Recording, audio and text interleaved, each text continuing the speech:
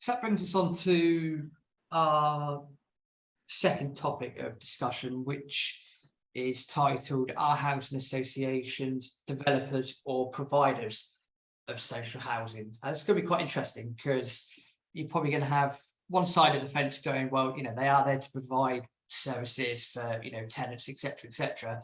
But then you do have the aspect of, well, how are these very homes getting built in the first place? If they're going to get built, surely they're developing, or then do you have companies like Clarion, etc., who are a hybrid? Very interesting topic. My first note I've got here that I found was quite interesting was social housing. Certainly in England, maybe in other places, but in England it dates back to medieval times with like almshouses, bits and bobs like that, where you would get sometimes a church helping the poor in terms of housing, basic shelter and food and bits and bobs. I didn't actually know that until I researched it for this episode. So hey ho. But I guess going back to that question, are housing associations developers or providers of social housing? I mean, where would you stand on that, Neil, and why? Yeah, it's an interesting one. I think I'm going to completely cop out and say that they tend to be both, but I'll kind of explain what I mean. So I think to understand the nature of social housing within England, you've got to appreciate the sheer variety of organisations. As you mentioned, we have had some form of social housing in this country since the 13th century in almshouses. More modern days is really kind of late era Victorian philanthropic, and then kind of mid 60s and an LSVT era, large scale voluntary transfer organisations is kind of the key drivers of the expansion of housing associations. But yeah, social housing has existed in this country in one form or another for a very long period of time. And naturally, you've got a very broad kind of nature of operators within that. There are currently somewhere, and it does depend who you speak to and where you go to, somewhere between 1,300 to 1,400 registered providers of housing within England. That does mask the fact that multiple organisations have subsidiaries which tend to be registered as well. So the true number is probably a bit lower than that in terms of actual organisations. For example, the one that I work for, quite common, we had a social housing organisation, but we then also have a for-profit developer arm who build houses at market sale and for shared ownership, and then reinvest the profit back into the main organisation as a means of subsidising build for further units. You have organisations who remain very true to original origins. A really good example of this are probably these days more known as BAME, so Black and Minority Ethnic organisations, but were historically called BME providers. So with a particular focus on providing for Black and minority tenants, usually very small scale. You'd be lucky if you get more than 250 units within these organisations, and typically they're in the 10s and 20s. Nehemiah being a good example, who are based in Birmingham. You then have specialist care and support providers as well. Habinteg are well known for providing adapted housing for people with physical impairments or disabilities, depending on what the correct term is. All of their stock is wheelchair accessible, although most of properties should be that, they're not. And they really focus on providing a particular element of housing. That will impact on how you approach things. The more generic, bigger operators, I would term developers. But on the smaller scale, probably provider is a better word. And what we mean by developers and providers here is a developer will have an active development program. So they will go out and look to buy land or to work with partners to acquire land and then build on, either directly themselves or commission others to do it. Providers will look to acquire units. The first housing association I worked for was no longer in existence now. It's merged with a couple of others, but it's called Family Housing Association Birmingham. And the way that they got stock was the Catholic Church in Birmingham would go around and buy up these Victorian townhouses and then convert them to varying degrees of effective and efficiency into flats, which they would then let out for submarket rent. Again, predominantly to cater for the Irish immigration that had come into the city at the time, but have moved on to being more generalist as providers, so no longer a specialist. Most of their stuff was acquired through what's known as Section 106, which is the kind of quid pro quo between the local planning authority and developers when they build stock. A certain percentage of the units developed could be set aside for social rent for a submarket purchase, such as shared ownership, or could just be a cash payment into the local authority. You know, there's really broad remit in terms of how that payment could be made. But for a lot of housing associations, that's how they acquire stock. Indeed, for I think it's the 2019-2020 financial year, 50% of all affordable housing was delivered via Section 106. So highly dependent on the private sector actually to deliver the necessary affordable housing in England. I use the bigger term affordable housing there because that would cover your shared ownership, your start homes, although none of those actually got built, but your assisted home ownership stock as well as flowing through to your social rent. One of the really interesting things is how funding has changed in the period and how that's impacted decisions on how organisations look like, which is great because it gives us a golden thread to the final episode that we do in terms of whether housing associations are too big or not. But if you look in 1986, because this is where the first year I could find figures for it, private finance for housing associations' gross investment expenditure constituted precisely 0% of their total external funding. So they relied entirely on local government grants, what was the GLA back then, or from what is now known as Homes England, but back then would have been Housing Corporation, for external cash to deliver new housing. Move forward to 2020-21, that's 78%. So we've given you the massive change in terms of how funding structures of organisations operate. Particularly under New Labour, you had a drive to rationalise the number of organisations they were dealing with to achieve efficiencies of scale. So instead of having to deal with 500 organisations to deliver 20,000 units, New Labour thought, this isn't particularly an effective and efficient model to do this. We want to deal with 20. So you saw some of the bigger organisations starting to get more of the cash come through purely by size. You also started to see a number of organisations kind of take a more rational view of where they were operating and whether or not they could work better together. Because you could, and having worked in Birmingham, you can literally have 4 housing associations operating on the same street, which could be a good thing, could be a bad thing. You'd certainly know which ones they were because they'd have their all different kind of designs and little placards they like to put on their properties. But there were genuine questions of, is this the best way to do things? Having said that, part of the reasons why you sort of move away from local authority dominance of social housing provision, leaving aside ideological and political reasons, was actually one of openness and transparency. Birmingham is still the single biggest stock owning local authority in Europe, and it's lost a significant number of its stock to housing associations as part of LSVTs, estate regenerations, etc. There were criticisms of not being able to hold people to account, of having poor service, of having people operating for the benefit of their own, which is one of the kind of multitude of reasons why you saw the shift away from social housing being provided by large municipal entities.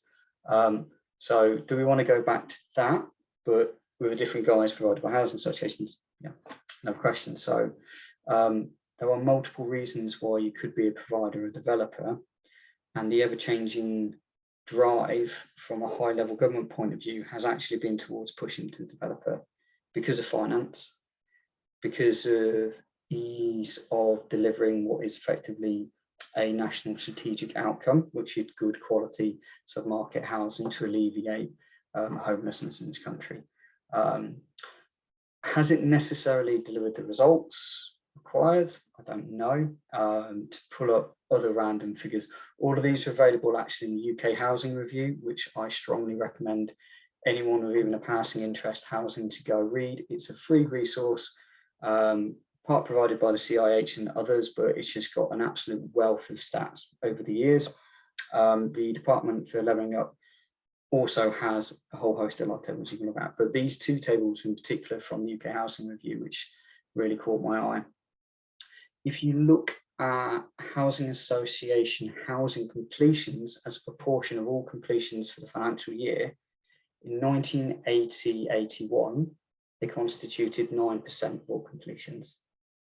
Roll that forward to 2020-21, they now constitute 17% of all completions. So on the face of it, big change. That has largely occurred because we no longer build council housing en masse. So if you look at the actual figures, back in 1980-81, you had just over 19,000 completions for housing associations. Roll that forward to 2020-21, you have 26,000. So you've only increased output by 7,000, but you've increased your share by double, effectively, just shy of double. So yeah, it shows the complex nature of the sector, because if everyone was developing, that number would be a lot higher. Then playing devil's advocate on that, and again, I'll use my experience of a few times that the business partner and myself have gone through planning, and other people I know have gone through planning, and whether this stigma is deserving or not, I don't know. But some people I speak to have an absolute nightmare with planning, and again, that's probably a whole another episode of the series in itself. So, apologies to direct us down that rabbit hole in this particular episode. But, if you've got a brownfield site or whatever, and, you want to go and put 10 houses on it, for example. Now, if I was doing that, or in your case, a housing association or the development aspect of that was doing that, I mean, you could be met with all sorts of, you got to do a bit of 106 here, or no, we're not happy with the number of dwellings, or we're not happy with this, not happy with that.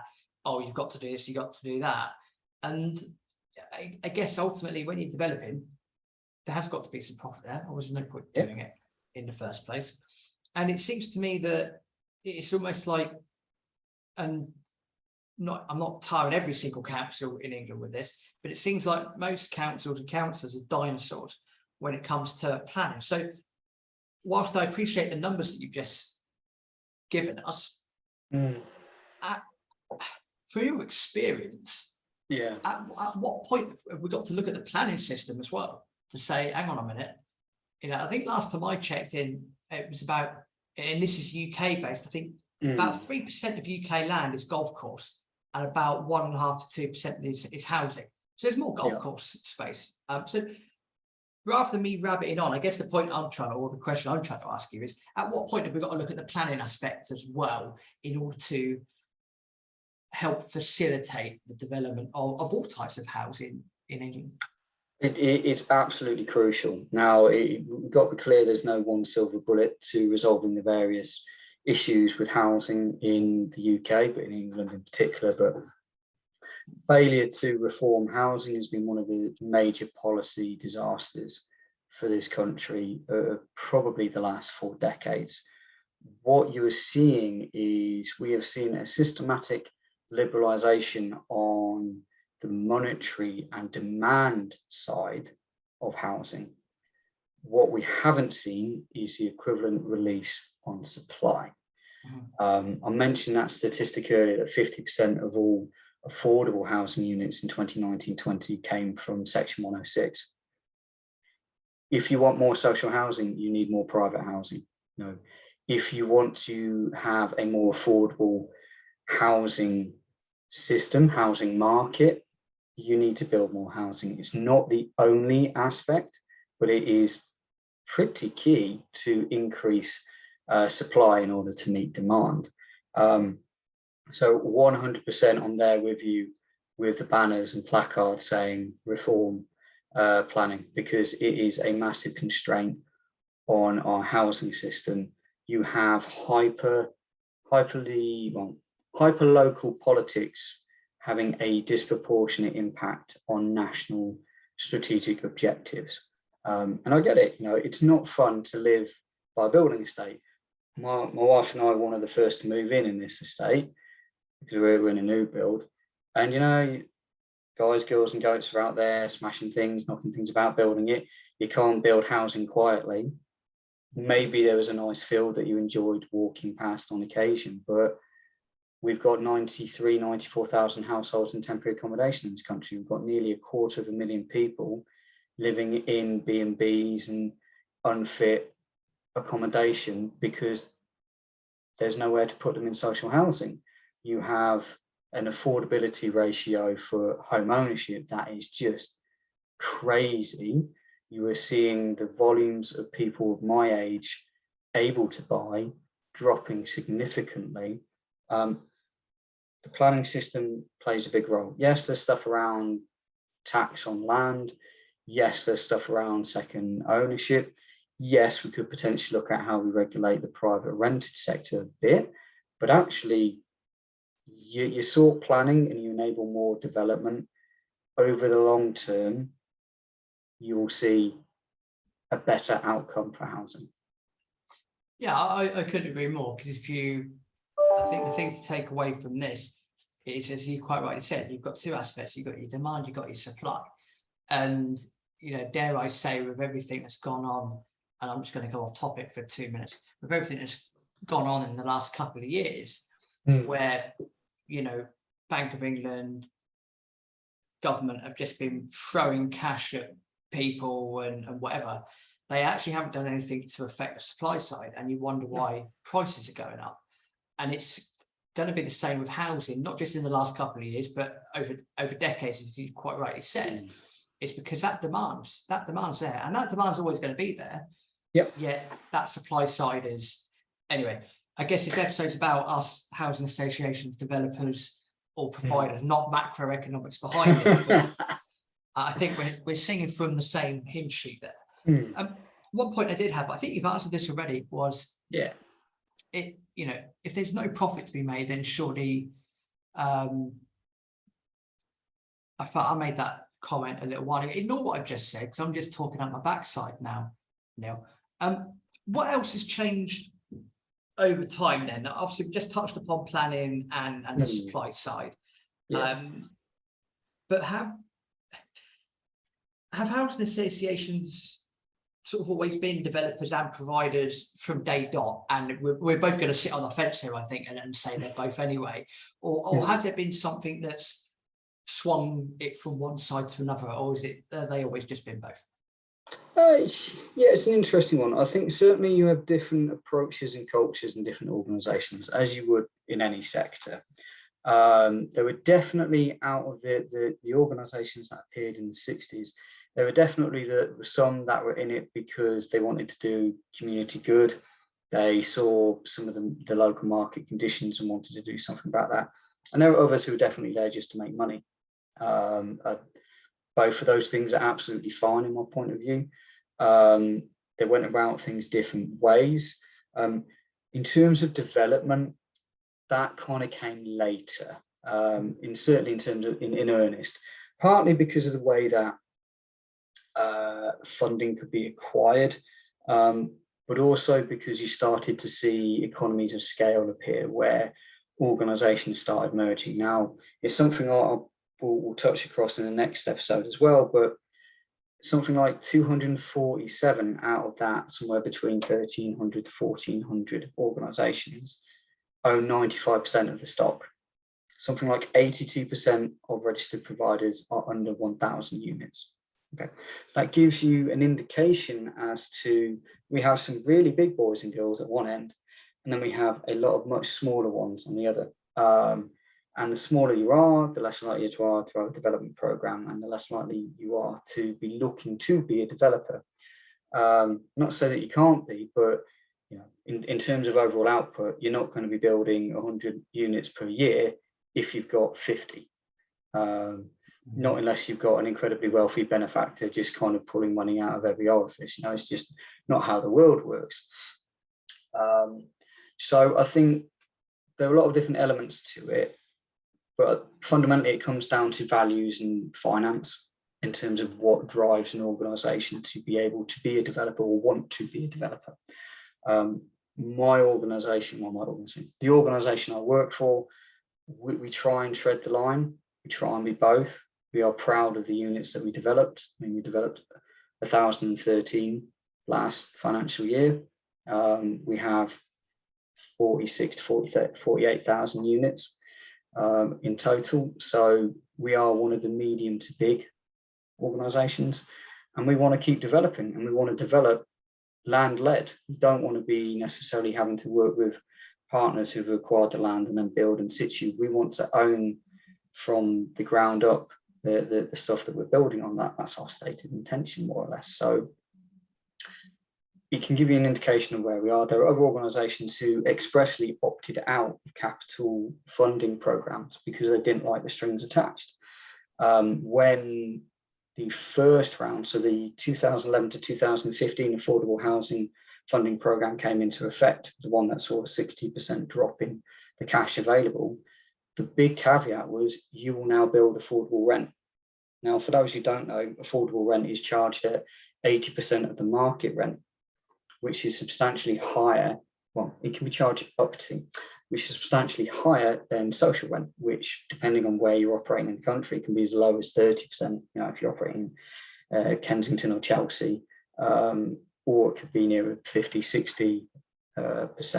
And in some instances in different parts of the country, the social rent and the private rent are very similar because the market's that crap that there's not much difference between the two. So you've got a whole set of factors kind of nudging people around, and organizations have taken choices based on their values or their strategic objectives as to what they want to do, even if it means ultimately they're not going to be a developer and they would just be a provider, occasionally acquiring stuff where the cash reserves allow. Makes perfect sense. And just on that, actually, when I was declared that I was talking out my backside earlier on, I actually kind of figured out what I was going to say. So in effect, if you're developing whatnot, then just so I've got this correct. So you're gonna, when you've got a hybrid, for example, you'll have obviously a profitable development that will then put, or sometimes, or majority of the time, put back into the running costs of such, and the providing aspect. And I was going to say, surely if people are making no profit at the end of the day, I mean, obviously, making a profit's a good thing. That's sort of how the world works.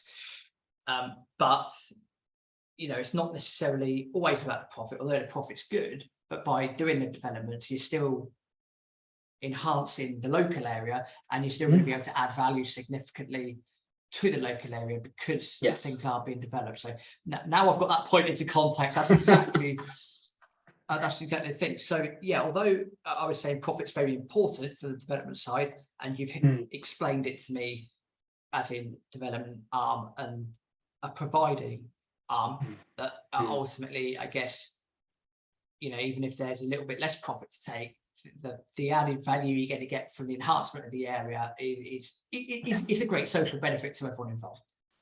Well, 100%, and it's something the sector can get its knickers in a twist on cross subsidy. I'm one of those who think it might have been over-egged slightly in terms of its effectiveness, but there is definitely a place for it.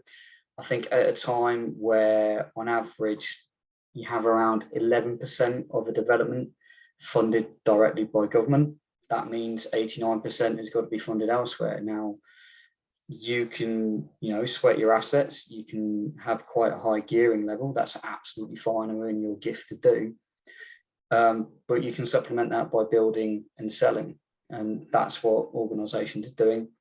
I think the other thing that organizations are being a lot more cuter on is where they operate and having a much better disposals program. So by hook or crook nature of the merger of organizations, you can be quite disparately spread.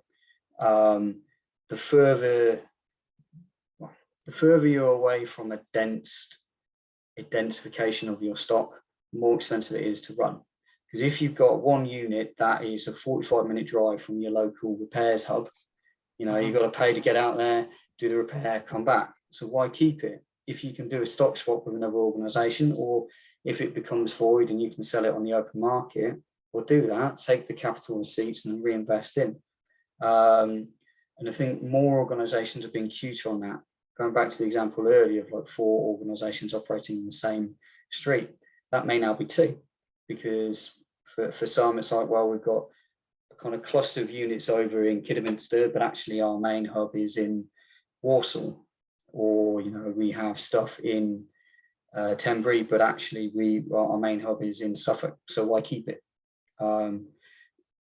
Relatively simple thing to think about, but many organizations didn't for years, just because they didn't have the opportunity or the value on those units to get rid and kind of rethink, or even take the bold decision to say, actually, we're going to sell, be at a net lower volume of units for a while, but when the opportunity comes, we can then reinvest in that our locales that are more important to us, our strategic hubs, as we say. So yeah, many multiple factors in play, but certainly there is a place for cross-subsidizing using market sale.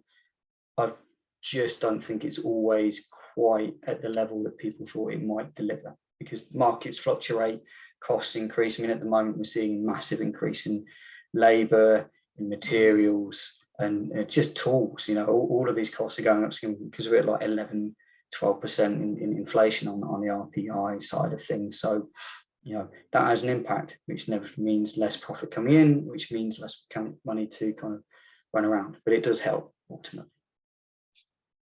So in summary, we are saying, when we go back to the question again, are housing associations developers or providers of social housing? It's probably fair to say that, again, we're singing from the same hymn sheet, where we all say they do. A majority of them, not all of them, but a majority of them will in effect adopt a hybrid model and do both. Agreed, to a point, yes.